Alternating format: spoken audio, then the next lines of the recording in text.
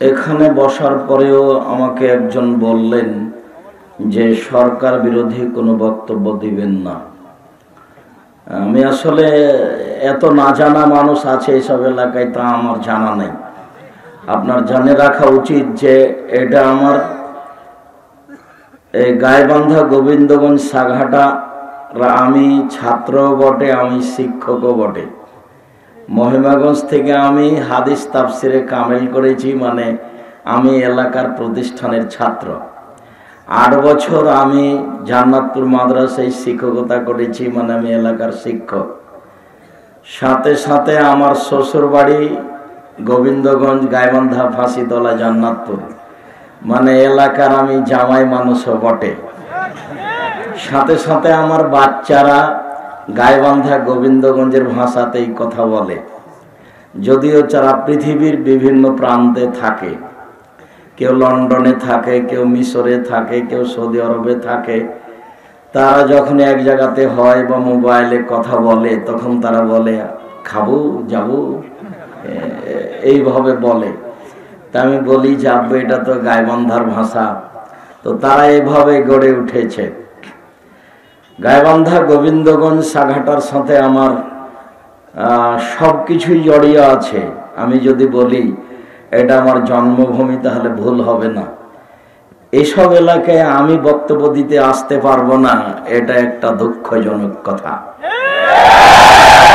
আমি 90 সাল থেকে মাঠে আছি। 90 সালে সর্বপ্রথমে আমি 88 আগস্টের 20 তারিখ রোজ বুধবার বিকাল 3টে থেকে শিক্ষক। 88 আগস্টের 20 তারিখ রোজ বুধবার বিকাল 3টা থেকে আমি শিক্ষক।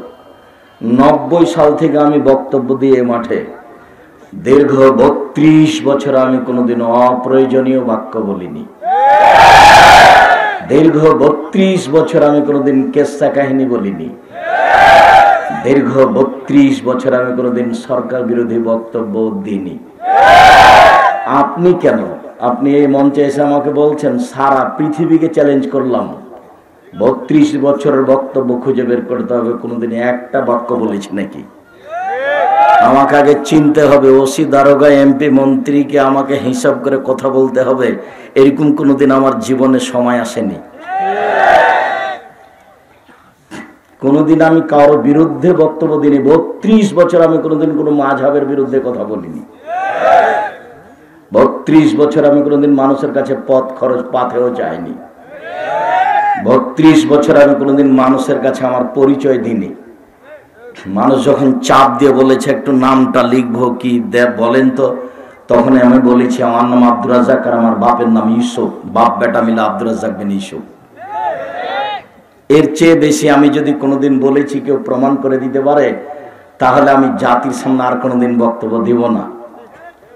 আমি কোনোদিন মানুষের কাছে পথ খরচ পাথেও চেয়েছি, এটা প্রমাণ হয়ে গেলে আমি জাতির সামনে বক্তব্য দেব না। আজ কেন, 32 বছর ধরে পুরো সময়টা চ্যালেঞ্জ। পুরো 32 বছরে যদি কোনোদিন কোনো মাযহাব বিরোধী বক্তব্য দিয়ে থাকে, আমি জাতির সামনে কথাই বলবো না। 1-2 দিন নয়, 2-6 মাস নয়, পুরো 32 বছরে যদি আমি কোনোদিন সরকার বিরোধী বক্তব্য দিয়ে থাকি। সরকার যারা এমপি মন্ত্রীর দায়িত্ব পালন করে, তারা তো একজন আরেকজনের বিরুদ্ধে না বললে সময় কাটে না। যারা চেয়ারম্যানে দাঁড়ায়, তারা তো একজন আরেকজনের বিরুদ্ধে কথা না বললে সময় কাটে না।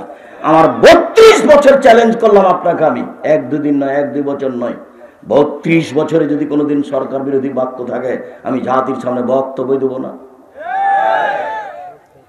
2-1 দিনের কথা বলছি না, 90 সাল থেকে না এখন পর্যন্ত। সম্মানিত দিনী ভাই বোন, সাঘাটা গোবিন্দগঞ্জ আমার জন্মভূমির মতো জায়গা। আমি এখানে বক্তব্য দিতে আসতে পাবো না, মানে আপনি কোন সাহসে নিষেধ করেন? আপনার সাহসকে দিল আপনাকে? আপনি কি দেখাতে চান? পয়সাপাতি হারিয়ে যাবেন, বিদ্যে মাটিতে মিশে যাবেন। বক্তব্য, এমন কোন মায়ের বেটা আছে বাংলার মাটিতে যে বলতে পারে 32 বছর আমি কোনোদিন কারো বিরুদ্ধে বক্তব্য বলিনি? বলে না কেন কেউ? আমি তো বলছি, সব বক্তব্য ভাষা আছে, আপনি দেখেন দেখি। 32 বছর আমি কোনোদিন সরকার বিরোধী বক্তব্য দিইনি। আমি লিখেছি জঙ্গি বিরোধী কথা বক্তব্য দিয়েছি, কলমে লিখেছি। বইয়ের নাম কে বড় লাভবান। জঙ্গি তৎপরতায় সরকার যত সোচ্চার, আমি তার চেয়ে 100 গুণ বেশি সোচ্চার। আমি কলমে যে লিখেছি, উনি হিসাব করে খাতা কলমে বিদ্যা দিয়ে খুঁজে পাবেন না।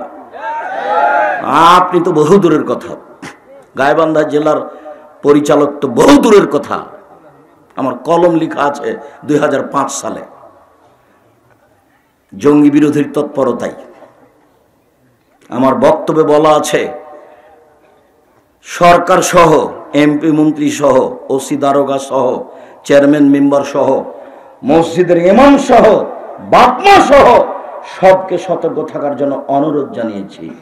এই জঙ্গি তৎপরতা আসলে মুসলমানের নয়, এটা খারিজি কোনো তৎপরতা, ধর্মকে ধ্বংস করার জন্য তারা পথে নেমেছে। যখন আমাকে বলেছে যে আপনি জেহাদের উপর বক্তব্য দেন না কেন, তখন আমি বলেছি তোমার নেতাকে 12 বছর পড়াবো। যেদিন আমাকে বলেছে যে আপনি এই সব জঙ্গির উপরে বক্তব্য দেন না কেন, আপনিও তো কোরআন হাদিস জানেন, তা আমি বলেছি তোমার এটা ঠিক নয়, তুমি কেন এসেছো, তোমার নেতাকে আমি 2 যুগ পড়াবো বলেছি। 2 যুগ এই শব্দটা অন্তত কয়েকশো বার বলেছি, 2 যুগ পড়াবো। 26 বছর থেকে ফতোয়া লিখি কলমে, 26 বছর থেকে ফতোয়া লিখি কলমে, 26 বছর থেকে বুখারী মুসলিম পড়া, 34 বছর থেকে 28 আগস্টের 20 তারিখ রোজ বুধবার থেকে বুখারী মুসলিম পড়াচ্ছি। এমনি চলে এসেছি মনে করছেন? আমার বুকে খুব সাহস। আমার জীবনে কোনোদিন পয়সার পিছনে আমাকে পড়া লাগেনি। কোনো মায়ের বেটা বলতে পারবে না যে আপনি আমাকে বলেছিলেন আর 10টা টাকা দেন, এই সাহস কারো নেই। আমি দিয়েছি, কথা বলতে পারি। আমার 4000 ছেলে মেয়ে পড়াশোনা করে, 250 জন শিক্ষক শিক্ষিকা কর্মচারী আছেন, যাদের প্রতি মাসে বেতন লাগে 30 লক্ষ। এমনি জমি কাজ তো কিনা তো আছেই। জামিয়া সালাফিয়া ডাঙ্গিপাড়া পবা রাজশাহী অবস্থান করে 26 বিঘা জমির উপর, 33 শতকে 1 বিঘা, 26 বিঘা জমির উপর অবস্থান করে। সেখানে একটা মসজিদ আছে 90% জমির উপরে, যার একতলাতে 3000 মানুষ সালাত আদায় করতে পারে। উত্তরবঙ্গের সবচেয়ে বড় মসজিদ। জামিয়া সালাফের রূপগঞ্জ, নারায়ণগঞ্জ, ঢাকা 51 বিঘা জমির উপর অবস্থান করে। সেখানে একটা মসজিদ তৈরি হতে যাচ্ছে 200 শতক জমির উপরে, যার একতলাতে 10,000 মানুষ একসাথে সালাত আদায় করতে পারবে। জামিয়া সালাফের ডাঙ্গিপাড়া পবা রাজশাহী, জামিয়া সালাফের রূপগঞ্জ, নারায়ণগঞ্জ, ঢাকা, জামিয়া সালাফের তেঘরা, বিরল, দিনাজপুর, জামিয়া সালাফের 6 মাইল, বাবুগঞ্জ, বরিশাল, এগুলি চলমান প্রতিষ্ঠান আলহামদুলিল্লাহ। জামিয়া সালাফে ফরিদপুর, জামিয়া সালাফে নোয়াখালী, জামিয়া সালাফে চট্টগ্রাম, জামিয়া সালাফে ময়মনসিংহ, জামিয়া সালাফে কুষ্টিয়া, এইগুলো জমি রেডি হয়ে গেছে, কাজ আরম্ভ হতে বাকি আছে আলহামদুলিল্লাহ। ইনশাআল্লাহ সময়ের গতিতে হবে ইনশাআল্লাহ। জাতির যদি রাস্তাঘাট করে দিতে না পারি, জাতির যদি স্কুল কলেজ করে দিতে না পারি, জাতিকে চূড়ান্ত সঠিক ধর্ম দিতে পারবো ইনশাআল্লাহ। ধর্মের ব্যাপারে জাতিকে ফাঁকি দেন, পরকাল হারাতে রাজি নই। আমি আব্দুর রাজ্জাক বিন ইউসুফ আপনাকে আবারও বলছি, এই ছেলে, কোন সাহসে তুমি বিরুদ্ধে কথা বলো? তুমি মনে রেখো, তোমার বাপকে বলে দিও। তোমার দায়িত্বশীল যারা পালন করে, সমাজ পরিচালনা করে, তাকে বলে দিও আব্দুর রাজ্জাক সাহেব 32 বছরে কোনোদিন অপ্রয়োজনীয় বাক্য বলেনি, 32 বছরে কোনোদিন কেসা কাহিনী বলেনি। মুখস্থ করে রাখো কথা। 32 বছর আর কোনোদিন মানুষের কাছে পথ খরচ পাথেও চায়নি। টাকা দেওয়ার সময় আমার মুখটা একটু কেমন হয়েছে এরকম প্রমাণ হয়ে গেলে আমি জাতির সামনে বক্তব্য দেব না। তুমি অত সাধারণ মনে করে নিলে, আমি কোনো জায়গাতে গেলে মানুষের গায়ে ঘাও হয় কেন তা আমি বুঝতে পারি না। আমি কোনোদিন ফাঁকি দিনি জাতিকে। জাতির যদি রাস্তাঘাট করে দিতে না পারি, জাতির যদি স্কুল কলেজ করে দিতে না পারি, জাতিকে চূড়ান্ত সঠিক ধর্ম দিতে পারবো ইনশাআল্লাহ। ধর্মের ব্যাপারে জাতিকে ফাঁকি দিয়ে পরকাল হারাতে রাজি নই। মনে বড় সাধ, আমি এ দেশের মাটিতে উন্নত মানের প্রতিষ্ঠান গর্বে করবো ইনশাআল্লাহ, যেখানে ছেলে মেয়ে বাংলা, ইংরেজি, আরবি উন্নত মানের শিক্ষা অর্জন করে জাতির অন্যায়ের বিরুদ্ধে লড়বে, মুখে কলমে মিডিয়ায় মিডিয়া আমার চোখের সামনে আছে, মুখে আমরা কথা বলে যাচ্ছি, কলম আছে, কিছুক্ষণ পরে আসবে দেখবেন আমি সার্বিকভাবে প্রাণপণে চেষ্টা চালিয়ে যাচ্ছি মানুষকে পরকালমুখী করব ইনশাআল্লাহ। মানুষের জন্য পরকাল চাই, জান্নাত পাওয়া চাই, জাহান্নাম থেকে বাঁচা চাই। এটাই সেই জামিয়া সালাফিয়া যেখানে কোনো সংগঠন চলে না। সংগঠন মুক্ত প্রতিষ্ঠান জামিয়া সালাফিয়া, দল মুক্ত প্রতিষ্ঠান জামিয়া সালাফিয়া, শিরক মুক্ত প্রতিষ্ঠান জামিয়া সালাফিয়া, বিদআত মুক্ত প্রতিষ্ঠান জামিয়া সালাফিয়া, সর্বোচ্চ মানের শিক্ষা দেওয়ার প্রতিষ্ঠান জামিয়া সালাফিয়া। আপনি দেখতে পারেন ছেলে মেয়েকে পরীক্ষা করে একটা প্রতিষ্ঠানে 25-30 জন ছাত্র থাকে হিফজখানায়, এক এক বছরে 25-30 জন ছেলে হিফজ শেষ করে, মেয়ে ওরকমই প্রায়। সম্মানিত দিনী ভাই বোন, আপনাকে আমি আবারও বলছি, আমি সাধারণ মানুষ, চাঁপাইনবাবগঞ্জের ভাষাতে আমি কচুর পাতার পানি। কচুর পাতার উপরে যে পানি থাকে এটা একটু বাতাস আসলে টলমল টলমল পড়লো। আমি কোনোদিন ক্ষমতা দিয়ে প্রতিষ্ঠান চালাইনি, না আমার কোনো দলীয় ক্ষমতা আছে, না আমার কোনো সাংগঠনিক ক্ষমতা আছে, না আমার কোনো বংশীয় ক্ষমতা আছে, না আমার কোনো আর্থিক ক্ষমতা আছে, না আমি কোনো বিদেশি সংস্থায় জামিয়া সালাফিয়া চালাই। সৈন্যের উপরে আছে, আল্লাহর উপরে ভরসা। কাজে কেউ কোনোদিন ক্ষতি করার চেষ্টা করলে কোনো লাভ হবে না, কোনো পথ নেই, কোনো পথই নাই কিভাবে ক্ষতি করব তার। সম্মানিত দিনী ভাই বোন, সত্য মিথ্যা মহান আল্লাহ বলেন, ইয়া আইয়ুহাল্লাযীনা আমানুত্তাকুল্লাহ, হে বিশ্বাসীগণ তোমরা আল্লাহকে ভয় করো। আল্লাহর একটা ভয় থাকা দরকার। ডান দিকের বাম দিকের লোকের যদি দেখতে অসুবিধা হয় তাহলে আমাদের স্টেজের ভাইদেরকে আর একটু পিছনে সরে বসতে হবে, বিনীত আন্তরিকভাবে অনুরোধ। আর আপনারা যারা ডান দিকে বাম দিকে সামনে আছেন, এখন যদি পরিচালনায় যারা আছে তাদের কাছে বসার জায়গা দাবি রাখি তো তারা করতে পারবেন না। কাজে আমার দিনী ভাই বোনকে আমি আন্তরিকভাবে অনুরোধ জানাচ্ছি, আমি আব্দুল্লাহ বিন ফজল রাহিমাহুল্লাহ নই যে ঘন্টার ঘন্টা বক্তব্য দিব, অল্প কিছু সময় 1-1.5 ঘন্টা কথা বলবো ইনশাল্লাহ। আশা করছি আপনারা যে যেখানে আছেন দয়া করে কেউ কথা বলবেন না, এক খেলে চেয়ে থাকবেন, পাখি যেন মনে করে আপনি পাথর। আর যারা উপস্থিত বৈঠকের দিনী বোন আছেন, মুসলিম বোন, আমি তাদেরকে অনুরোধ জানাচ্ছি দয়া করে আপোষে কথা বলবেন না। আর একজন যদি আপনার গায়ের উপরে পা দিয়ে চলে যায় তবু আপনি তার সাথে কথা বলবেন না, মুখ খুলবেন না। দয়া করে আপনি মুখ বন্ধ রাখেন। এই মেয়ে, তোমাকে তো বলছি, শরম পাও না? তুমি কথা বলছো কেন? এমনি তো বেপরদা হয়ে চলো, হক বাতিল তো তোমার কাছে পরিচয় নেই। নগ্ন হয়ে সারাদিন চলে, অঙ্গ প্রত্যঙ্গ দেখিয়ে, মাথার চুল দেখিয়ে জাতিকে জাহান্নামের দিকে ঠেলে দিয়ে নিজেকে শিক্ষিত মনে করছো। তা তো তা নয়। মানুষকে পাপী করে মানুষ শিক্ষিত হতে পারে না। ভুল বুঝেছো তুমি। আসলে ঘটনা তা নয়। ঘটনা আসলে তোমার মা তোমাকে শিক্ষা দিতে পারেনি। তুমি ভুল বুঝেছো, এটা তোমার মা নয়, এটা তোমার খালা। সেদিনে আমি আপনাকে বলে গেছি খুব বারবার করে, আসলে এটা মা নয়, এটা হয় খালা না হয় সৎমা। যদি মাই হয় তাহলে এমন করলো কেন? মার একটা দায়িত্ব আছে, এই কথাটা আগে বলিনি, তারপর আমি আমার আলোচনায় চলে যাচ্ছি। আজকের আলোচনা অতীব সংক্ষিপ্ত।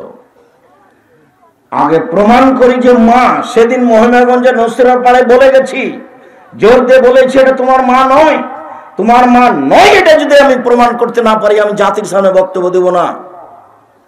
তোমার মা যদি হয় তাহলে তোমার অবস্থা এমন কেন? তোমার যদি মাই হয় এটা, তাহলে তোমার প্যান্টটা টাকানোর নিচে কেন? তোমার মা তো তোমাকে লালন পালন করে, গোসল করিয়ে দেয়, খাওয়ায়। এটা যদি তোমার মাই হয় সত্যই, তাহলে তোমার দাড়িটা চাঁচা কেন? এটা যদি সত্যই তোমার মা হয় তাহলে তোমার মাথায় চুল, ছাতা চুল কেন? এটা যদি সত্যি তোমার মা হয় তাহলে তোমার মোটরসাইকেলের সামনে ব্রাজিলের পতাকা কেন? সত্যই তোমার মা হয় তাহলে তুমি সারা রাত কি করে ফেস্টনে এই খেলাধুলা দেখতে পাও? সবচেয়ে বড় জুয়া, সবচেয়ে নিকৃষ্ট কাজ, সবচেয়ে ন্যাক্কারজনক জঘন্য বর্বর কাজ হচ্ছে এই আন্তর্জাতিক ফুটবল খেলা। এর উপর দিয়ে আপাতত পাপী কোনো কাজ নেই। আপনি জানেন এতে 2-1 টাকা খরচ হয় না, এতে বিলিয়ন বিলিয়ন ডলার খরচ হয়। এতে ট্রিলিয়ন ট্রিলিয়ন ডলার খরচ হয়, কোটি কোটি ডলার খরচ আছে এর পিছনে। এটাই সবচেয়ে বড় জুয়া। এই খেলাতে সবাই হাততালি দেয়, যেটা ইহুদি খ্রিস্টানদের কাজ। এই খেলাতে মানুষ দুই পক্ষ হয়, এর পক্ষ যদি পরাজয় হয় তাহলে গরু জবাই করবে, যদি জয় হয় আর এর পক্ষ যদি পরাজয় হয় তাহলে আত্মহত্যা করবে। সাথে সাথে সারা পৃথিবী জুড়ে যত ফেস্টনে কাপড় কিনেছে, কত টাকার কাপড় কিনেছে হিসাব করা যাবে? সারা পৃথিবী জুড়ে যত পতাকার কাপড় কিনেছে, কত টাকার পতাকার কাপড় কিনেছে, তাতে মাগুরা জেলার একটা লোক জমি বিক্রি করে 7.5 কিলোমিটার লম্বা পতাকা ঝুলিয়েছে। তাতে ফেনী জেলার এক লোক 4.5 কিলোমিটার লম্বা করে পতাকা ঝুলিয়েছে। মানুষ কখন পশু প্রাণী হয়ে গেছে তা নিজে বুঝতে পারেনি। মানুষ যে পশু প্রাণী হয়ে গেছে, গরু ছাগল হয়ে গেছে, সে মানুষ আঁচ করতে পারেনি। আর এটা তো গোবিন্দগঞ্জ গাইবান্ধা। তার মানে আব্দুল রাজ্জাক সাহেব কি বলতে চাইলেন? মানে বলতে চাইলাম যে তোমার বাপ কুকুর শ্রীগুলের চেয়ে খারাপ। কষ্ট দিচ্ছেন নাকি? না, কষ্ট দিনই। যদি তোমার বাপকে কুকুর শ্রীগুলের চেয়ে খারাপ প্রমাণ করতে না পারি, আমি বক্তব্য দেব না। তুমি এটা খুব সাবধান হয়ে থাকো। সেটা কি? কিভাবে? এই যে যৌতুক নিয়েছ, তোমার বাপের মুখের দিকে তাকিয়ে দেখো, পাশে থাকলে তার মুখ কালো হয়ে গেছে। বাপের মুখ কালো করার জন্য টাকা নাও কেন? তোমাকে তো আমি কাজ করে খেতে বলেছি। যদি কাজ করতে না পারা যায়, ভিক্ষা করতে বলেছি। ভিক্ষা করা টাকা দিয়ে চাউল কিনে ভাত খেয়ে বাদাত কবুল হবে। শ্বশুরের কাছে টাকা নিয়ে চাউল কিনে ভাত খেয়ে বাদাত কবুল হবে না। দেখি কোন মায়ের বেটা ফতো এভাবে উল্টাতে পারে, কিয়ামত পর্যন্ত সময় থাকলো। ভিক্ষা করা টাকা দিয়ে চাউল কিনে ভাত খেয়ে বাদাত কবুল হবে। যৌতুকের টাকা দিয়ে চাউল কিনে ভাত খেয়ে ইবাদত কবুল হবে না। ইবাদত কবুল হবে না, ইবাদত কবুল হবে না। তোমরা কা পুরুষ বাপ বেটা, তোমরা মহিমাগঞ্জ স্টেশনে গিয়ে বোনারপাড়া স্টেশনে ভিক্ষা চাও। বাপ বেটা ভিক্ষা করে খাও। আব্দুল রাজ্জাক সাহেব ভিক্ষা করতে বলছেন কেন? আমি ভিক্ষা করতে বলিনি। মহিলাগঞ্জ ট্রেন স্টেশনে সকালে যাও, বোনারপাড়া ট্রেন স্টেশনে সন্ধ্যায় আসো, মানুষের ব্যাগ বোকটা তুলে দিও, মানুষ টাকা দিবে। সন্ধ্যা হতে হতে 500-700 টাকা হয়ে যাবে, ভিক্ষা করতে হবে না। তবে যৌতুক হারাম। যৌতুক কাবিরা গুনাহ। 24 ঘন্টার মধ্যে টাকা ফেরত দিতে হবে। ফার্নিচার, খাট খাটলা, চৌকি, বাক্স, আলমারি যা কিছু নিয়েছ, সন্ধ্যা হতে হতে সব ফেরত দিতে হবে। পরের বাপের জিনিস নিয়ে তো অহংকার করো কেন? নিজে কিছু করতে পারো না? কিছু যদি করতে না পারো, ভিক্ষা করে খাওয়া। আমি তো বলেছি তোমার শ্বশুরকে বছর শেষে একটা লুঙ্গি কিনে উপহার দিও। সেখান থেকে জিনিস নাও কেন? কোন লজ্জায় নাও? কেন নিবা? নিবা কেন? এটা কোন নীতি? কোথা থেকে আসলো এই নীতি? এ তো হারাম। আল্লাহ তো বলছেন টাকা দিয়ে বিবাহ করতে হবে, মোহর দিয়ে বিবাহ করতে হবে। আল্লাহ বলছেন ক্ষমতা থাকলে বিবাহ করো, যদি ক্ষমতা না থাকে তাহলে রোজা থাকো।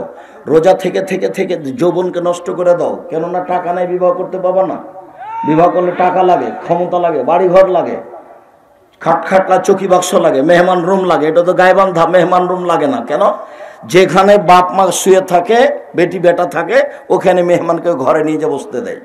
খানকা ঘর লাগে না। অনেকদিন আগে ছিল, সেটা এখন উঠে গেছে। জামাই আসলে এখন ওই যুবতী মেয়েকে বলে তোর দুলা ভাইকে পান দিয়ে, চা দিয়ে, পানি দিয়ে। আর একটা তো বিবাহ সূত্রে দিয়েছেন, আর একটা ফ্রি দিচ্ছেন কেন? একটু লজ্জা হয় না? একটু শরম হয় না আপনার? একটু হায়া হয় না আপনার? কিসের বাপ আপনি? কিসের মা? কাকে মা বলে, কাকে বাপ বলে? সব সময় আপনার শাশুড়ি আপনাকে খাবার দিবে। আমার নিজের কথা বলছি, আমি দেখিনি কোনোদিন কাউকে খাবার দিতে। সব সময় আর শাশুড়ি বৃদ্ধ মানুষ নিয়ে এসে আমাকে খাবার দিতেন।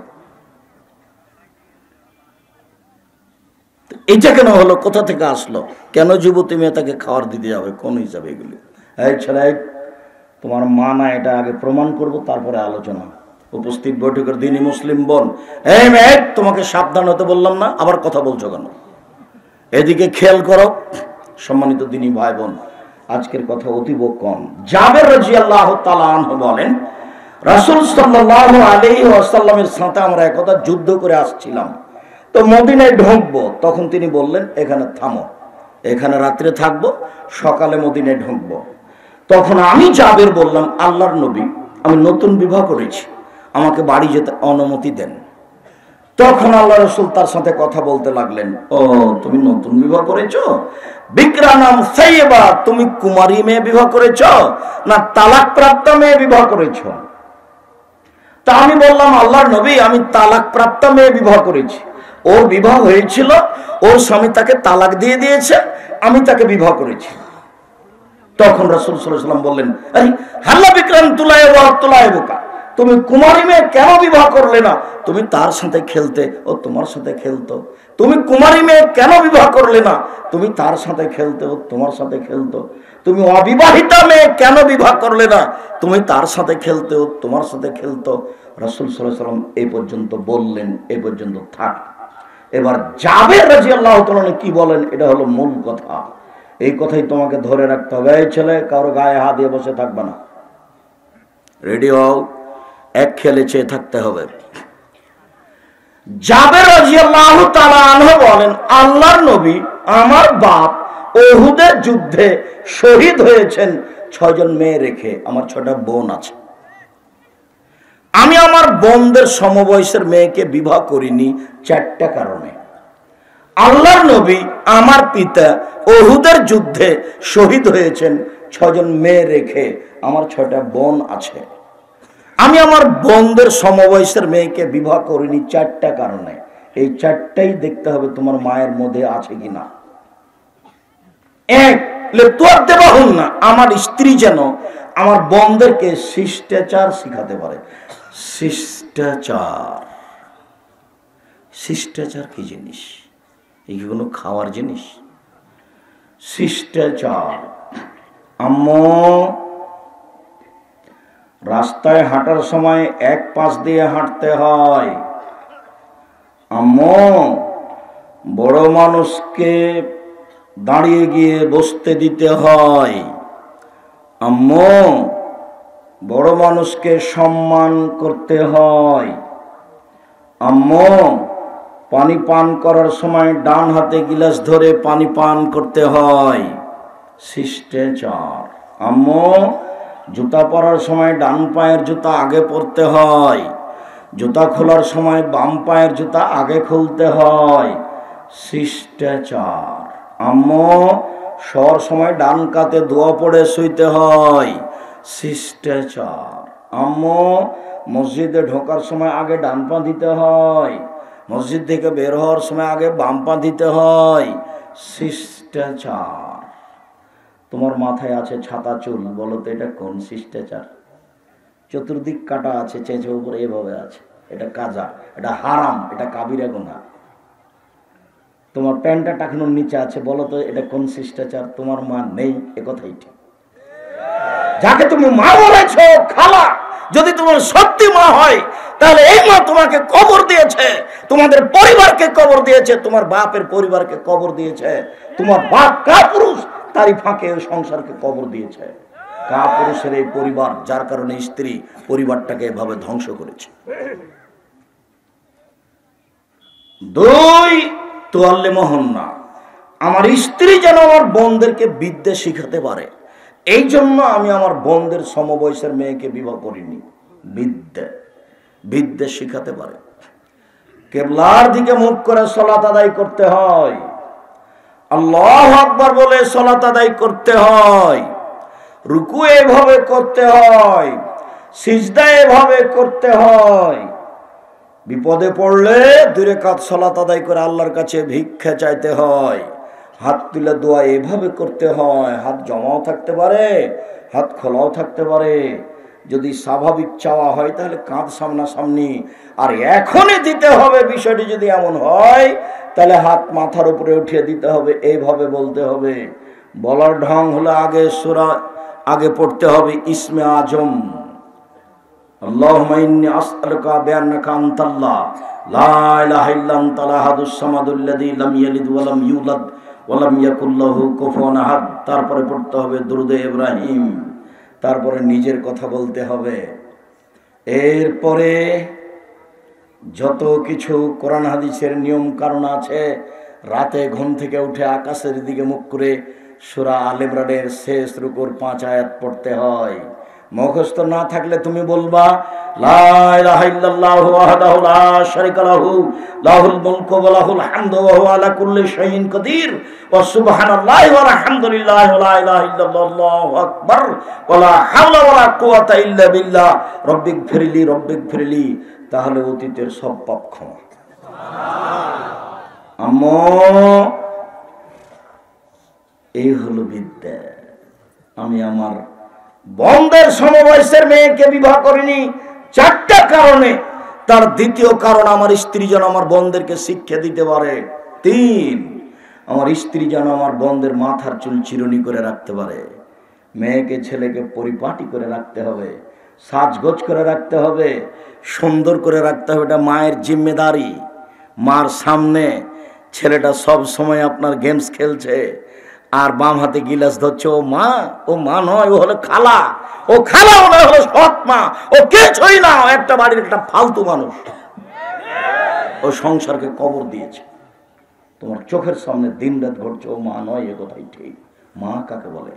জন্ম দিতে পারলেই মা হওয়া যায় না, প্রসাব করাতে পারলেই মা হওয়া যায় না, দুধ পান করাতে পারলেই মা হওয়া যায় না। পাগলিও বাচ্চাকে দুধ পান করাতে পারে, পাগলিও বাচ্চা প্রসাব করাতে পারে, কিন্তু পাগলির সামনে যখন বাচ্চা বাম হাতে পানি পান করে তখন পাগলি বলতে পারে না ছি ছি ছি ছি ছি আম্মু আম্মু, না না না, ডান হাতে ধরো আম্মু, ডান হাতে ধরো, বাম হাতে শয়তান ধরে, এই কথা পাগলি বলতে পারে না। তোমার মাও যখন বলে না, তখন তোমার মা আর পাগলি দুইজনের মধ্যে কোনো পার্থক্য নাই। ও মা নয়।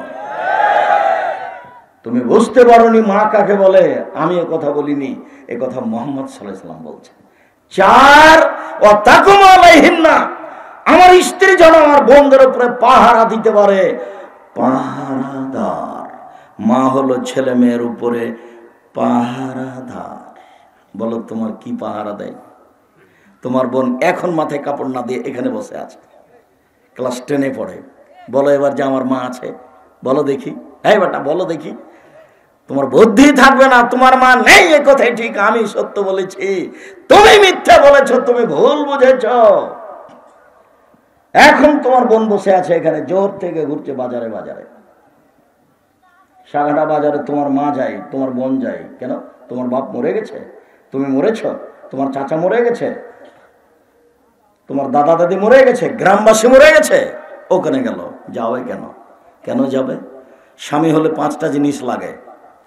স্বামী হলে 5টা জিনিস লাগে। 1, আতে মাতা এমতা, যে মানের খাও বউকে সে মানের খাওয়াবা। 2, ফাকসহ মাক্তা সাইতা, যে মানের কাপড় পরো বউকে সে মানের পরাবা। 3, অলা তুকাব্বে, বউকে কটু কথা বলো না। কোনোদিন বলতে হবে না তোমার রংটা কালো, কোনোদিন বলতে হবে না তোমার ঠোঁটটা মোটা। একবার বললে 10 বছর ভালোবাসবে না। শুধু প্রশংসা করবেন, প্রশংসা প্রিয় মানুষ। দিন রাত প্রশংসা করেন, সারা রাত পাটি বেঁধে।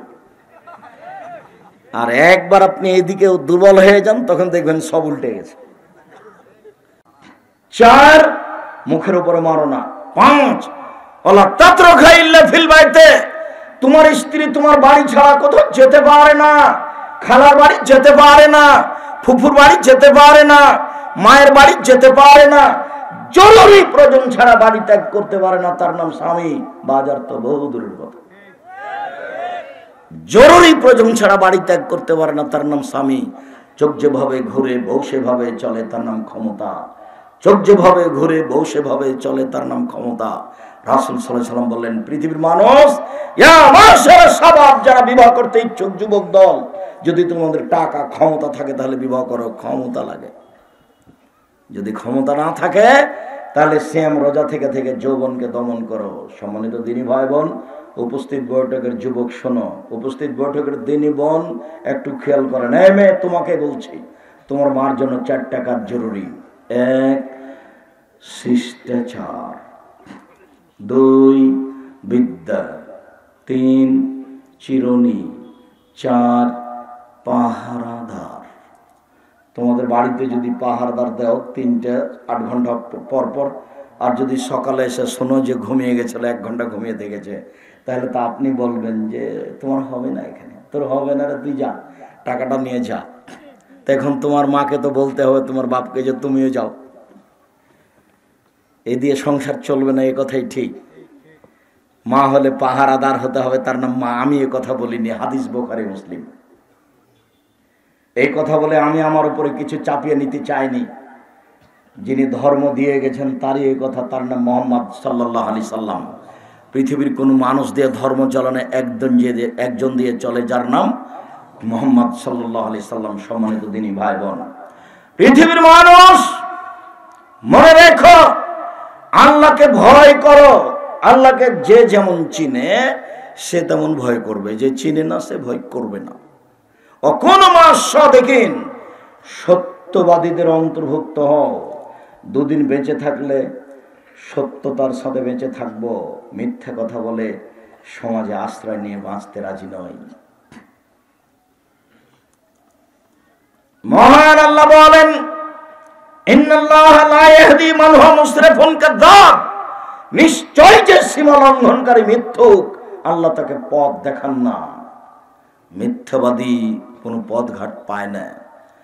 মহান আল্লাহ বলেন, আযকুর ফিল কিতাবে ইব্রাহিম ইন্নাহু কানা সিদ্দিকান নাবিয়্যা। পৃথিবীর মানুষ, তোমরা ইব্রাহিমকে কোরআন মাজিদে পড়ে দেখো।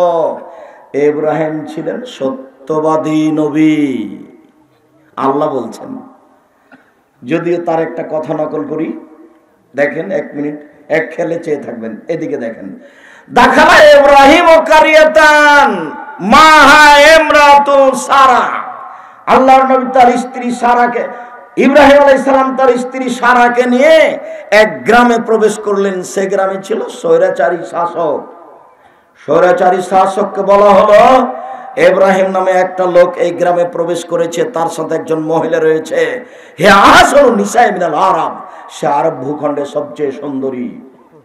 বুখারী মুসলিমের বর্ণনায় বিদ্বানগণ বলছেন, হাওয়া থেকে নিয়ে কিয়ামত পর্যন্ত যত নারী এসেছে, যত নারী আছে, যত নারী আসবে, সবার চেয়ে সুন্দরী নারী হলেন সারা। তবে বিদ্বানগণ এই কথা বলতে চেয়েছেন যে ওই যুগে, ইব্রাহিম আলাইহিস সালামের যুগে, সারা পৃথিবীতে সবচেয়ে সুন্দরী নারী ছিলেন সারা। তবে সারা পৃথিবীতে শুরু থেকে শেষ পর্যন্ত নয়। বিদ্বানগণ দুটাই বলতে চেয়েছেন, হাওয়া থেকে নিয়ে কিয়ামত পর্যন্ত সবার মধ্যে সুন্দরী, আর না হয় ওই যুগে সবার মধ্যে সুন্দরী। যাক, লোক পাঠিয়ে বলা হলো, মানি হা আল্লাতি মাক, ইব্রাহিম আপনার সাথে যে মহিলা রয়েছে সে কে? তখন ইব্রাহিম আলাইহিস সালাম বলেন, হে উখতি, এ আমার বোন। সুম্মা যাবা ইলাইহা, তারপর স্ত্রীর নিকটে গেলেন। স্ত্রীর নিকটে গিয়ে বলছেন, ফালা তুকাদ্দিবি বিহাদিসি, সারা শোনো, তুমি আমাকে মিথ্যুক প্রমাণ করো না। আমি আকবার তোমার নাকি উখতি, আমি কিন্তু তাদের বলে দিয়েছি তুমি আমার বোন।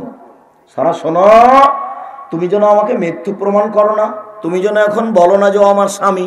আমি কিন্তু বলে দিয়েছি তুমি আমার বোন। এখন তুমি যদি বলো এটা আমার স্বামী, তাহলে এত মিথ্যুক হয়ে যাব। শোনো সারা, ইন আলাল আরজে মুমিনুন গায়রি ও গায়রকে, মাটির উপরে আমরা দুইজন মুসলমান, এই হিসাবে ভাই বোনও বটে। মাটির উপরে মাত্র দুইজন মুসলমান, আমরা তুমি, তাছাড়া আর কোনো মুসলমান নেই। এই হিসেবে আমরা দুইজন ভাই বোনও বটে।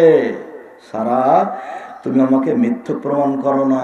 আল্লাহ বলছেন, ইব্রাহিম সত্যবাদী নবী।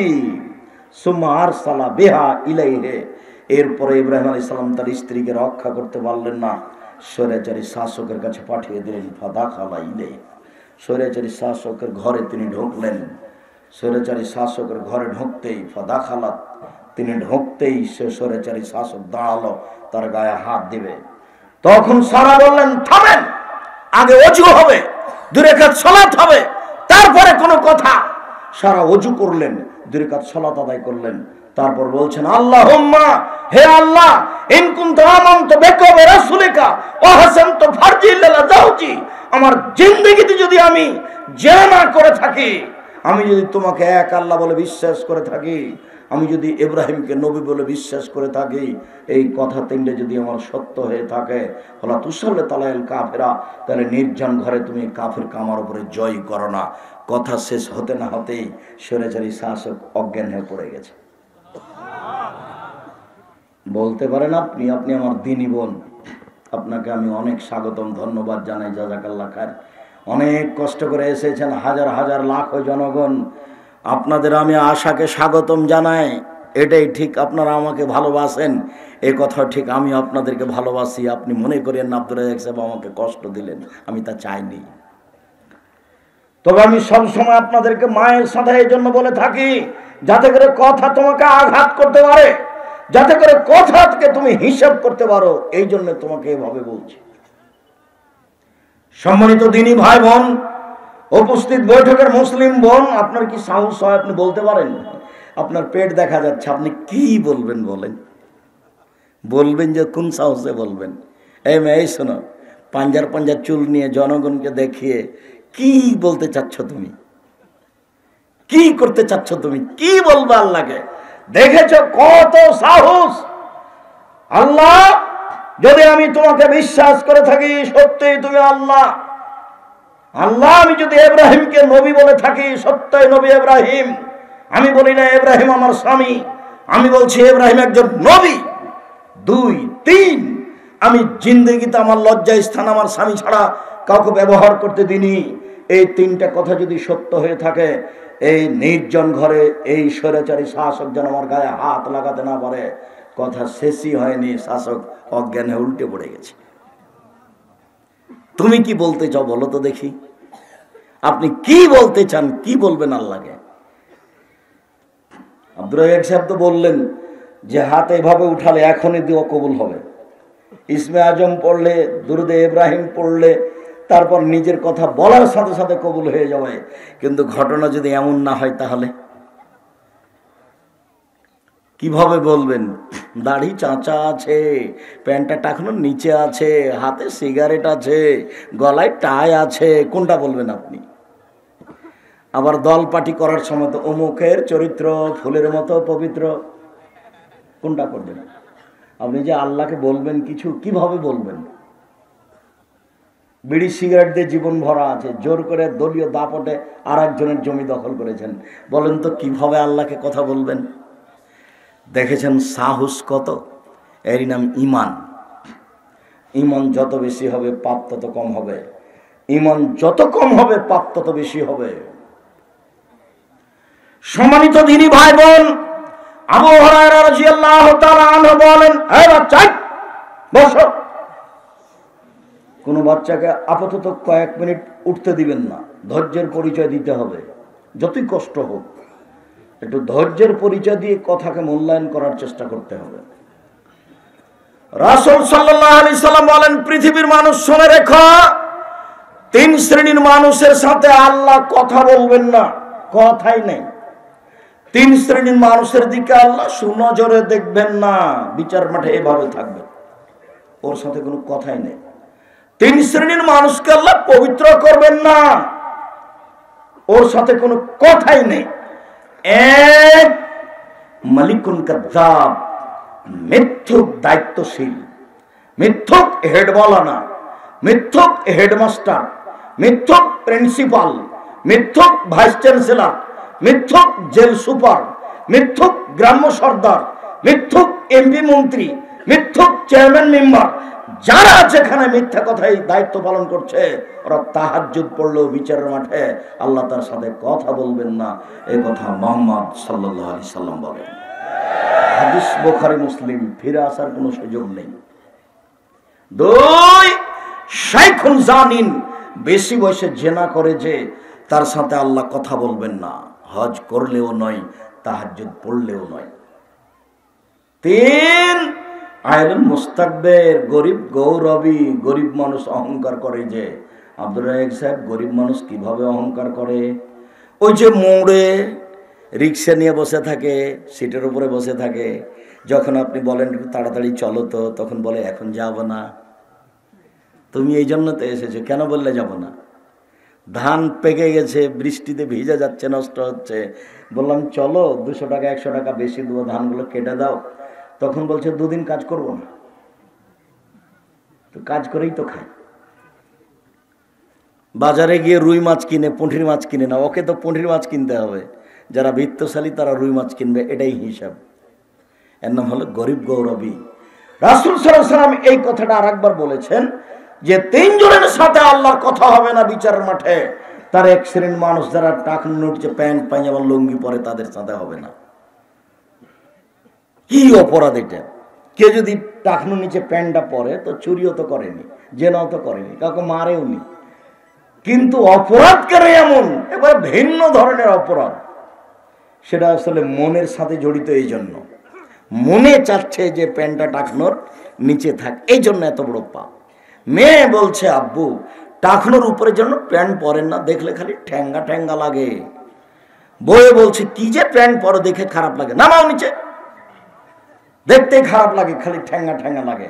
তখন সব ঠেলাই পড়ে, তখন নিচে রেখেছে। মনের সাথে চলছে এটা, সেই জন্য এত বড় পাপ। মনের সাথে চলে যেটা, সেটা খুব ভয়াবহ ব্যাপার। 4 শ্রেণীর মানুষ জান্নাতে যাবে না। 1, বাপ মাকে মানে না যে, 2, জুয়া খেলে যে, 3, খোটা দেয় যে। খোটা দেওয়া কি? ওকে আমি 10,000 টাকা দিয়েছিলাম ভ্যান কিনতে, পরের দিন ডাকলাম যে চলো তো একটু বাজারে যাব, তো আসলো না। তো পরের দিন সকালে দেখা হয়েছে, বললাম আরে তোকে কালই 10,000 টাকা কর্জ দিলাম, তুই আমার ডাকে আসলেন, তুই আমাকে ভুলে গেলি রে। এটার নাম হলো খোটা দেওয়া। তো খোটা দিলেও জান্নাতে যাবে না, ও অবাক পাপ। মুখখান বন্ধ করে রাখতে হবে। কেন? আমার মনটা চাচ্ছে ওকে 2টা কথা বলি। হ্যাঁ বেটা কালই 10,000 টাকা দিলাম, আর তুই আজকে একটা কথা শুনলি না, এটা আমার মনে চাচ্ছে। বুঝাতে পারি না মনে হয়, এটা আমার মনে চাচ্ছে যে বলি, এই জন্য এটা এত বড় পাপ।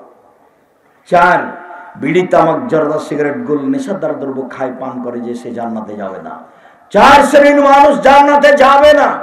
1, বাপ মাকে মানে না যে, 2, জুয়া খেলে যে, 3, খোটা দেয় যে, 4, নিয়মিত বিড়ি তামাক জর্দা সিগারেট গোল নেশাদার দ্রব্য খায় পান করে যে। আবু হুরায়রা রাদিয়াল্লাহু তাআলা আনহু বলেন, রাসূল সাল্লাল্লাহু আলাইহি সাল্লাম বলেছেন, আরবাউন মান কুন্না ফিহে কানা মুনাফিকান খালিস। কারো ভিতরে যদি 4টা জিনিস থাকে, সে খালিস মুনাফিক, একবারে নিখুঁত মুনাফিক। 1, এই যে হাদাসা কাযাবা, কথা বললে মিথ্যা কথা বলে। 2, ওয়াদা আখলাফা, ওয়াদা করলে খেলাফ করে। 3, ওই যে ওয়াদা গাদারা, যদি কোনো ওয়াদা অঙ্গীকার করে তাহলে সেটা ভঙ্গ করে দেয়। ওই যে খাসামা ফাজারা, আর ঝগড়া বিবাদ করলে অশ্লীল কথা বলে, যখন তখন স্ত্রীকে অকথ্য ভাষায় গালি দেয়। আমি বললাম সম্মানিত দিনী বোন, 4টা কাজ করেন জান্নাতের সব দরজা খোলা। আমি বললাম সম্মানিত দিনী বোন, রাসূল সাল্লাল্লাহু আলাইহি ওয়াসাল্লাম বলেছেন 4টা কাজ করেন জান্নাতের সব দরজা খোলা। 1, 5 ওয়াক্ত সালাত আদায় করেন। 2, রমজান মাসের সিয়াম রোজা থাকেন। 3, স্বামীকে মেনে চলেন। 4, জেনায় লিপ্ত হবেন না, জান্নাতের সব দরজা খোলা। বললেন আব্দুর রাজ্জাক সাহেব 5 ওয়াক্ত সালাত আদায় করি, আমরা গ্রামের মেয়ে, সাঘাটায় বাড়ি। 2, রমজান মাসে সিয়াম থাকি। 3, জেনায় লিপ্ত হই না, গ্রামের মানুষ আমরা। 4, স্বামীকে মেনে চলতে পারি না, আর মুখের ভাষা খুবই খারাপ। 4, ও খালি বড় মোবাইলে ল্যাংটা মেয়ে দেখে, আমি সহ্য করতে পারি না, আমি তার ধারে কাছে যাই না, আমাকে খুব খারাপ লাগে। ওর মোবাইলে সব সময় ল্যাংটা মেয়ে নাচে, ও এইসব দেখে চক্ষু ঠান্ডা করে, ও কলিজা ঠান্ডা করে, ও জান সহত করে, এভাবে জান্নাত কিনতে চায়। জান্নাত পড়ে আছে, জান্নাত টাফ ব্যাপার। আল্লাহ চ্যালেঞ্জ করে বলেছেন, লাম ইয়াতমাসহুন্না ইনসুন কাবলা ওয়ালা জান। জান্নাতের মেয়েদেরকে জিন কোনোদিন স্পর্শ করেনি, জান্নাতের মেয়েদেরকে মানুষ কোনোদিন স্পর্শ করেনি। জান্নাতের মেয়েদেরকে যখন দেখবে মানুষ, তখন মনে হবে এরা ঝিনুকের মধ্যে লুকানো মুক্তা, এদের পাওয়া তো সহজ নয়। আল্লাহ তাআলা বলেন হাদিসে কুদসি, আদাতু লিবাদিয়াস সালিহিনা, আমি আমার ভালো পুরুষ নারী দাস দাসীর জন্য এত উন্নত মানের থাকা খাওয়ার ব্যবস্থা করেছি, এত দামি মহিলার ব্যবস্থা করেছি, মারা তাইনুন, চোখ কোনোদিন দেখেনি। থাকা খাওয়ার ব্যবস্থা এত উন্নত মানের হতে পারে, নারী এত সুন্দরী হতে পারে। আমার স্বামী এত জরুন, মানুষের কান কোনোদিন শুনেনি। থাকা খাওয়ার ব্যবস্থা এত উন্নত মানের হতে পারে, নারী এত সুন্দরী হতে পারে। আমার খাতার বেকাল বেবাসার মানুষের অন্তর কোনোদিন ভাবেনি থাকা খাওয়ার জায়গায় এত উন্নত মানের হতে পারে। আল্লাহ বলছেন পৃথিবীর মানুষ শোনে রেখো, জান্নাত এত দামি জায়গা, ভালো পুরুষ নারীর জন্য আমি রেডি করে রেখেছি, যা চোখ কোনোদিন দেখেনি, যা কান কোনোদিন শুনেনি, যা অন্তর কোনোদিন ভাবেনি। এত উন্নত মানের জায়গা হতে পারে, তার নাম জান্নাত। জান্নাতের মেয়ে অত সহজে ভোগ করা যায় না। হজবাতের নারবি শাহওয়াত, জাহান্নামকে ঘেরা আছে মনের ইচ্ছা দিয়ে, জান্নাত ঘেরা আছে ত্যাগ তিতিক্ষা নিয়ম নীতি দিয়ে। নিয়ম নীতি ছাড়া, ত্যাগ তিতিক্ষা ছাড়া জান্নাত পাওয়া যায় না। মন মতো চললেই জাহান্নাম পাওয়া যায়। দোকানে বসে আড্ডা পিটে যারা, মন মতো চলে তারা। যেখানে সেখানে মানুষের বদনাম করে যারা, মন মতো চলে তারা। মানুষের বিরোধিতা করে যারা, মন মতো চলে তারা। মন মতো চলে যারা, জাহান্নামে যাবে তারা। সুদ ঘুষ খায় যারা, মন মতো চলে তারা। মন মতো চলে যারা, জাহান্নামে যাবে তারা। দাঙ্গাবাজি করে, ক্ষমতা দেখিয়ে, দলীয় দাপটে মানুষকে জেল হাজতে দেয় যারা, মন মতো চলে তারা। মন মতো চলে যারা, জাহান্নামে যাবে তারা। মানুষের পিছনে লেগে থাকে যারা, মন মতো চলে তারা। মন মতো চলে যারা, জাহান্নামে যাবে তারা। দাড়ি চাঁচে যারা, মন মতো চলে তারা। টাকনুন চেপেন পরে যারা, মন মতো চলে তারা। দিন রাত মোবাইলে ল্যাংটা মেয়ে দেখে যারা, মন মতো চলে তারা। মন মতো চলে যারা, জাহান্নামে যাবে তারা। নগ্ন পোশাকে চলে যে সব মহিলা, ছোট ব্লাউজ গায়ে দিয়ে রাস্তাঘাটে চলে যারা, মাথায় কাপড় দেয় না যারা, মন মতো চলে তারা। মন মতো চলে যারা, জাহান্নামে যাবে তারা। মুহাম্মদ সাল্লাল্লাহু আলাইহি সাল্লাম বলেন, পৃথিবীর মানুষ শোনে রাখুন, তিনি বলেন হজবাতিন নারবি শাহওয়াত, মনের ইচ্ছা দ্বারা জাহান্নাম ঘেরা আছে। হজবাতিল জান্নাতুল লিমা কারহে, নিয়ম নীতি কষ্ট ক্লেশ ত্যাগ তিতিক্ষা অনেক কিছু দিয়ে জান্নাত ঘেরা আছে। জান্নাত পাওয়া টাফ ব্যাপার। সম্মানিত দিনী ভাই বোন, মিথ্যা কথা বলা মুনাফিকের খসলাত, ওয়াদা করলে খেলাপ করা মুনাফিকের শিষ্টাচার, আর ঝগড়া করলে অশ্লীল কথা বলে মুনাফিক। সম্মানিত দিনী বোন, আপনাকে আবারও বলছি, আপনি 4টা কাজ করলে জান্নাতের সব দরজা খোলা আপনার জন্য। 1, 5 ওয়াক্ত সালাত। 2, রমজান মাসে সিয়াম। 3, স্বামীকে মেনে চলা। 4, জেনায় লিপ্ত না হওয়া। আব্দুর রাজাক সাহেব, উপরের 3টে করি, 4 নম্বরটা করতে পারি না। মেয়েকে বলি তোর বাপকে খাবার দিয়ে, বৌমাকে বলি তোমার শ্বশুরকে খাবার দিয়ে আসো। আমি নিজে যাই না, আমি ওকে সহ্যই করতে পারি না। এত রাত দিন গালি দেয়।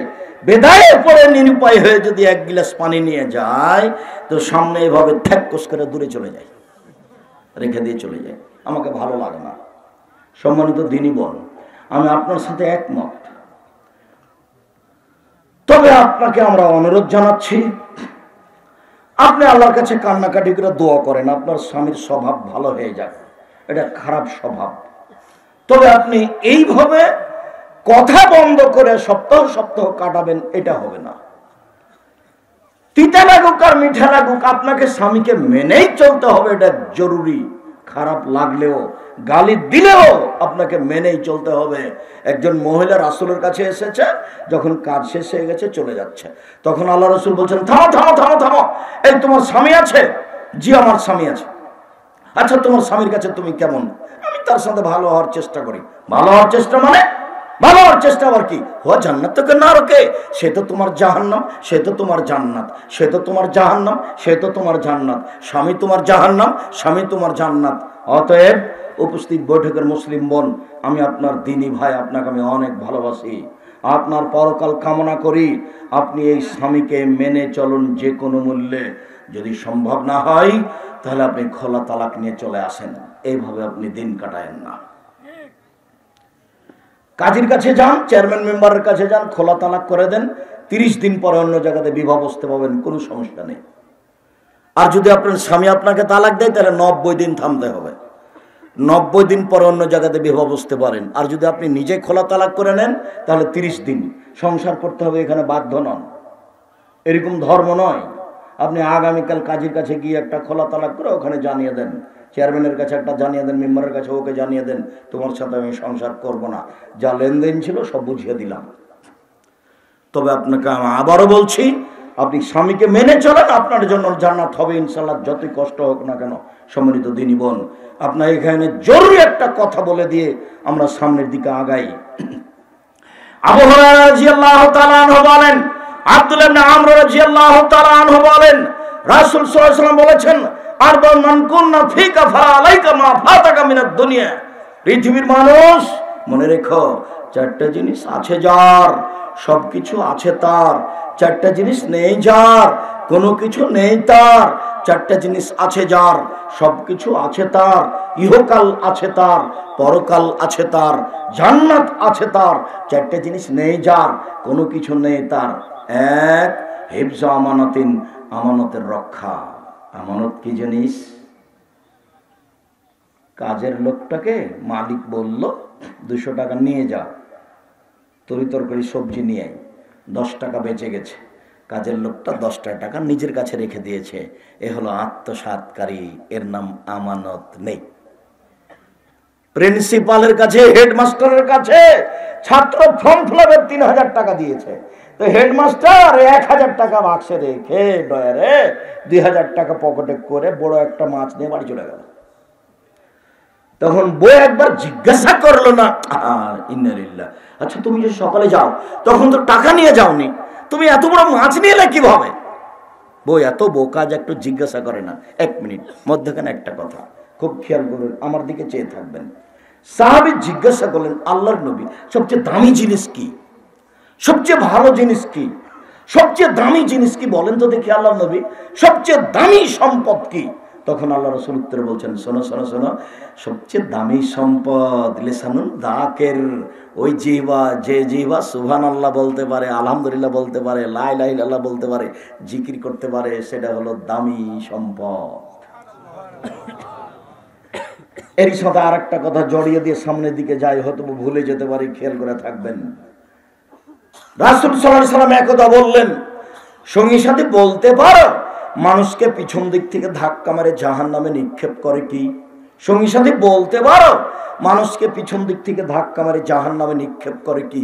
সঙ্গী সাথী বলতে পারো মানুষকে পিছন দিক থেকে ধাক্কা মারে জাহান্নামে নিক্ষেপ করে কি? এই কথা বলতে বলতেই ফাঁকা জেলে সানাহু জিভাটা ধরে নিয়েছেন।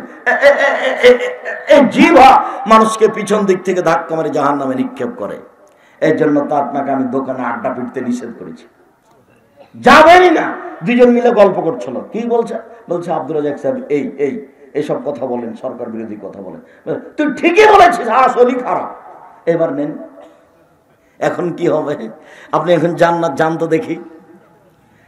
তুই ঠিকই বলেছিস, আসলেই ঠিক। তো এখন তো আপনি আমার হাত ধরে ক্ষমা নিলে জান্নাত যেতে পারবেন না। আর যদি ক্ষমা না নিয়ে মরে যান, তাহলে সেই পরিণামকে আপনার নেকি দিয়ে দিতে হবে বিচারের মাঠে। কত মাওলানা খেপে আছে যে আব্দুর রাজ্জাক সাহেব যেন সাঘাটায় ঢুকতে না পারে। মাওলানা সাহেব আপনাকে 12 বছর পড়াবো। মাওলানা সাহেব 12 বছর। আমি অহংকার করিনি, গৌরব করিনি। আমি গায়েবান্ধা গোবিন্দগঞ্জের কামেল মাদ্রাসার ছাত্র, মানে আমি আপনার এলাকার ছাত্র, আমি এখানকার শিক্ষক, আমি এখানকার জামাই, আমার এখানে সবকিছু জড়িয়ে আছে। আমি যদি এদেশের মাটিতে, গায়েবান্ধার মাটিতে বক্তব্য দিব কোথায়? আপনার বিরুদ্ধে যান।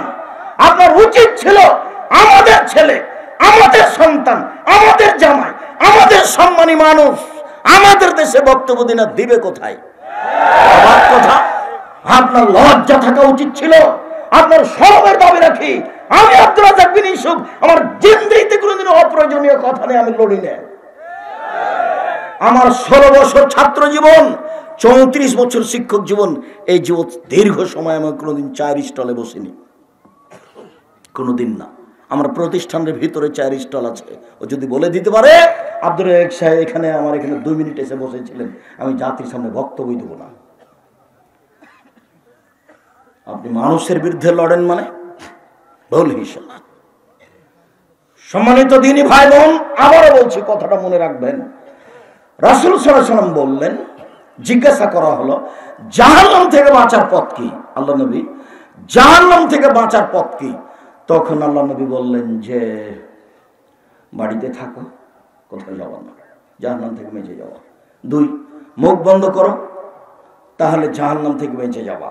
মুখ খুব বিপজ্জনক, জিহ্বা খুব খারাপ। তারপর বললেন পাপের জন্য কাঁদো, বেঁচে যাওয়া। আবার বললেন যুগের কি হবে, তোমাদের কি হবে? যেদিন মাঠে সবাই আগাছা থাকবে, সবাই যখন পশু প্রাণী হবে, তোমাদের কি হবে? যুগের কি হবে? আমার অন্তরে থাকবে না, তখন তোমাদের কি হবে? যুগের কি হবে? বুঝে না ওরা, অন্তর আছে বুঝে না, দেখেও দেখে না ওরা, চক্ষু আছে দেখে না, শোনেও শোনে না ওরা, কান আছে শোনে না। উলায়েকা কাল আনাম, তারা পশু প্রাণীর মতো, তারা গরু ছাগলের মতো, তারা কুকুর স্ত্রীর মতো। মানুষকে আল্লাহ বলছেন তারা কুকুর স্ত্রীর মতো। সেদিন তোমাদের কি হবে? সেদিন যুগের কি হবে? বলেন কি করবো তাহলে? এক, বাড়িতে থেকে যাও। দুই, মুখখান বন্ধ রাখিও, খুললেই বিপদ হবে। বাড়িতে থাকিও, বাইরে যায় না, ঈমান আটকা পড়ে যাবে। দুই, মুখখান বন্ধ রেখো, খুলিও না। রাসূল সাল্লাল্লাহু আলাইহি ওয়াসাল্লাম বলছেন পৃথিবীর মানুষ তোমরা দুইটা জিনিসের জিম্মেদারি দাও, নেও। আমি তোমাদের জান্নাতে নিয়ে যাওয়ার জন্য জিম্মেদারি নিলাম, আর আমি তোমাদেরকে জান্নাতে নিয়ে যাব। দুইটা জিনিসের জিম্মেদারি নাও। এক, জেনা করবে না। দুই, মুখে বদনাম করবে না। আমি তোমাদের জান্নাতে নিয়ে যাব, জিম্মেদারি নিলাম। আমি জিম্মেদারি নিলাম, কিভাবে জান্নাতে নিয়ে যেতে হবে সেটা আমি দেখব বিচারের মাঠে। হাদিস বুখারী মুসলিম। তোমার দুইটা, আমার একটা। বলো তো যুবক, দুইটা কি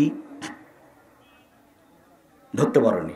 একটা জেনা, আর একটা জিহ্বা, মুখের কন্ট্রোল। কারো বদনাম করতে হবে না, কারো পিছনে লাগতে হবে না, বাস নিজে উপার্জন করে খাবো, বইয়ের সাথে চলবো, 5 ওয়াক্ত সালাত আদায় করবো, বাস মরে যাবো, এসেছি চলে যাব। কোনো মতেই থাকা যাবে না, অযথা এর পিছনে পড়ে কোনো লাভ নেই। কোনো মতেই থাকা যাবে না, সময় আসলে কারো রক্ষা হবে না। ফেরাউন ডুবে গেছে। যেহেতু ফেরাউন ডুবে গেছে, যে দাঙ্গাবাজি করে ক্ষমতা দেখে 1 মিনিট বাঁচার চেষ্টা করিয়েন না, ভুলে গেছেন। রাসূল সাল্লাল্লাহু আলাইহি ওয়াসাল্লামের কথা মনে রাখবেন। তিনি বললেন পৃথিবীর মানুষ শুনে রেখো, এই জীবনে সিত্তান মিন আনফুসিকুম আযমুলাকুম জান্নাহ। পৃথিবীর মানুষ তোমরা 6টা জিনিসের জিম্মেদারি নাও, আমি জান্নাতে নিয়ে যাওয়ার জিম্মেদারি নিলাম। কিভাবে জান্নাতে নিয়ে যেতে হবে সেটা আমি দেখব। এক, উসদুকে যা হাদাসতুম, কথা বললে সত্য কথা বলো। দুই, আফ হয়ে যাও ওয়াদতুম, মানুষের সাথে ওয়াদা করলে পূর্ণ করো। তিন, অদ্দে যাও উতমিনতুম, আমানত রাখা হলে সময় দিয়ে দাও। মসজিদের সর্দার সাহেব, জি মসজিদের ইট কিনবো, টাকা দেন। একটু দেরি করেন, একটু আচ্ছা দেখি কি করি, আরে টাকাটা দেন না। 2 দিন থামো তো, মানে উলট পালট হয়ে গেছে। অথচ মসজিদের সর্দার সাহেবের যে টাকা জমা দেওয়া হয়েছে সেটাই টাকা থাকা দরকার ছিল। 3, আমানতদারি আছে যার, আমি তার জিম্মেদারি নিলাম, আমি জান্নাতে নিয়ে যাব। 4, গুজব সারাকম, রাস্তায় চললে চক্ষু নিচে করে চলিও। 5, কুফু আইদিয়াকুম, হাতকে সংবরণ করে রাখো। 6, অহফাজু ফুরুজাকুম, জেনায় লিপ্ত হয়েও না। জিনিস তোমার, একটা আমার। 6টা করো, জান্নাতে নিয়ে যাব। কিভাবে নিয়ে যাওয়া লাগবে সেটা আমি দেখব। 2টা করো, জান্নাতে নিয়ে যাব। বুখারী মুসলিম। 1, বদনাম করো না, জিহ্বা। 2, জেনায় লিপ্ত হয়েও না। পৃথিবীর মানুষ শুনে রেখো, রাসূল সাল্লাল্লাহু আলাইহি ওয়াসাল্লাম বলছেন সবচেয়ে দামি বস্তু 1, ওই জিহ্বা, যে জিহ্বা আল্লাহকে ডাকতে পারে, সুবহানাল্লাহ বলতে পারে, সুবহানাল্লাহি ওয়া বিহামদিহি সুবহানাল্লাহিল আযীম বলতে পারে। সবচেয়ে ভারী নেকির মাধ্যম সুবহানাল্লাহি ওয়া বিহামদিহি সুবহানাল্লাহিল আযীম। 2, কালবুন শাকির, ওই অন্তর যে অল্পতেই খুশি। আপনারা কি চাষ করেন? বেগুন, আলু।